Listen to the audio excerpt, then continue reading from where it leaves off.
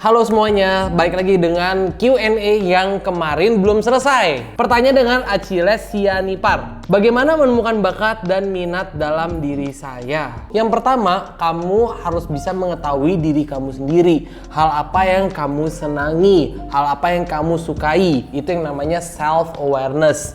Bagaimana kamu bisa mengetahui kelemahan dan kekurangan diri kamu. Dari situ kamu bisa menemukan minat dan bakat kamu sendiri. Dan pastinya itu bisa dalam waktu yang singkat ataupun waktu yang panjang.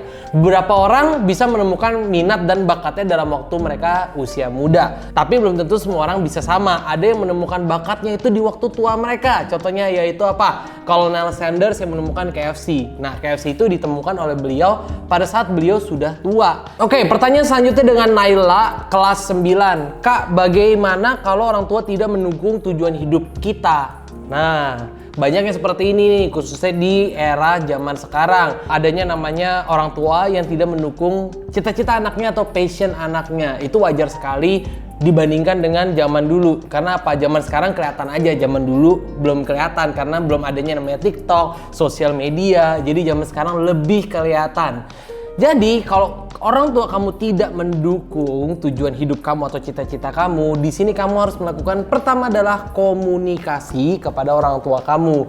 Siapa tahu emang passion atau tujuan hidup kamu itu belum tepat atau kamu dianggap belum ada tanggung jawab. Tapi tidak ada salahnya jika kamu mulai berkomunikasi dengan orang tua kamu dan melakukan action atau tindakan yang sesuai dengan goals kamu di time management kamu setiap harinya. Nah, dari situ orang tua bisa melihat perbedaan signifikan dalam diri kamu. Mungkin ini butuh proses dan butuh waktu. Atau jika masih sampai kamu nanti dewasa belum bisa didukung orang tua kamu, ada baiknya kamu menyampaikan ini ke third party atau konsultan bareng-bareng bersama dengan orang tua kamu agar bisa diberi pengertian antara pihak orang tua dan diri kamu sendiri. Oke, pertanyaan selanjutnya dengan Barbara kelas 8. Kak, bagaimana biar public speaking kita bagus? Oke, dengan cara kamu mempraktekannya dan kamu harus praktis setiap harinya.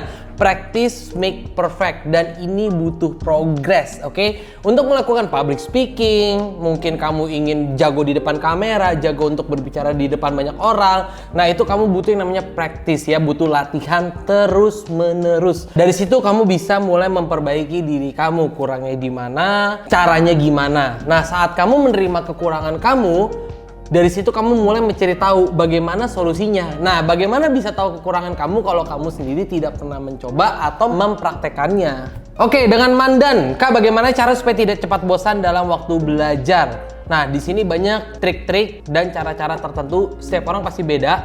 Kondisi, personality kamu akan mengaruhi cara kamu belajar. Itu pasti pengaruh sekali. Lingkungan, cara mentor kamu memberitahu kamu, yaitu mentor apa, guru, itu akan mempengaruhi kamu. Jadi setiap orang itu mempunyai personality yang berbeda-beda dalam belajar atau study skill mereka. Dan di Lismart ini adalah salah satu yang kita fokuskan. Bagaimana kita bisa mengetahui anak-anak dalam personality dia, khususnya di waktu belajar. Ada orang yang suka dalam mendengarkan lagu, ada orang yang suka digabungkan dengan gambar, ada juga orang yang perlu dipraktekkan. Nah, jadi kamu harus mengetahui Mandan, kamu personality-nya kamu apa. Dan semakin kamu mengetahui personality kamu lebih cepat, ini akan menjadi lebih baik. Karena apa? Udah pastinya menghemat waktu kamu dalam belajar dan juga kamu bisa mengetahui di bidang apa kamu bisa suka nantinya. Dengan Nilsa Beata, Kak, dulu motivasinya apa bisa sampai jadi kayak sekarang?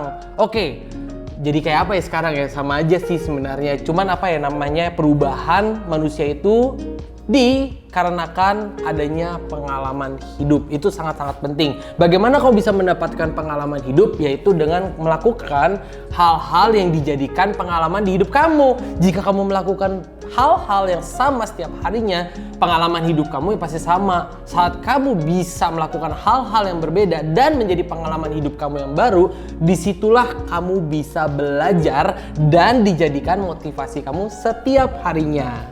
Oke, dengan Putri Luseta. Bagus ini pertanyaannya ya. Perhatikan yang menonton ini. Kak, menurut kakak yang ninggalin pendidikan demi menginginkan tujuannya itu gimana? Oke, dengan Putri Luseta, kamu harus mengetahui yang namanya circle dalam hidup Kau bisa ambil contoh seperti Ikigai, di mana mereka ada 4 diagram. Kamu harus ninggalin beberapa hal, apakah itu akan berpengaruh dengan masa depan kamu dan kehidupan kamu. 4 hal itu apa sih di Ikigai? Itu simple banget. Hal yang dibutuhkan oleh orang, apakah tujuan itu kamu profesional, dan berapa kamu bisa dihargai. Dan yang paling penting adalah apakah kamu menyukai passion dan tujuan kamu.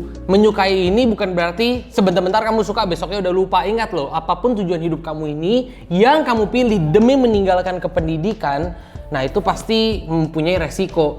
Pendidikan itu apa sih sebenarnya? Pendidikan yang kamu tinggalin itu maksudnya sekolah. Pendidikan itu luas loh. Apapun yang kamu pelajari dan tujuan hidup kamu itu pasti mengandung yang namanya pendidikan. Yang artinya apa?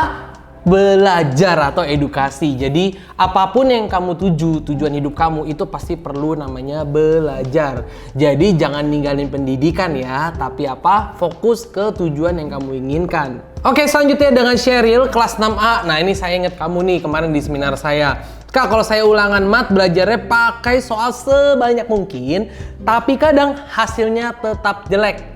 Kan kadang, berarti nggak selalu kan? Berarti soal-soal yang kamu lakukan itu tidak tepat atau tidak sesuai dengan ulangannya.